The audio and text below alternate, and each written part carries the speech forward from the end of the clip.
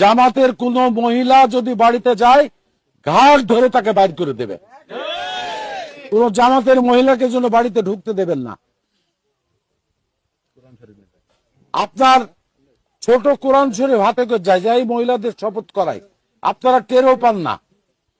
তাই বাড়ির মহিলাদেরকে অবশ্যই সতর্ক করতে হবে।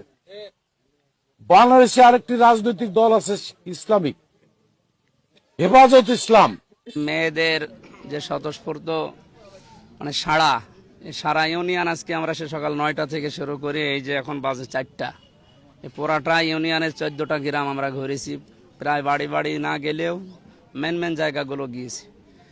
মানে মেয়েরা, ছোট ছোট বাচ্চারা সব রাস্তায় অলরেডি এসে দাঁড়িয়ে আছে এবং আমাকে ধরে অনেক মানুষ জানিয়েছে যে এবার আমরা দাঁড়িপাল্লায় ভোট দেবো ইনশাআল্লাহ।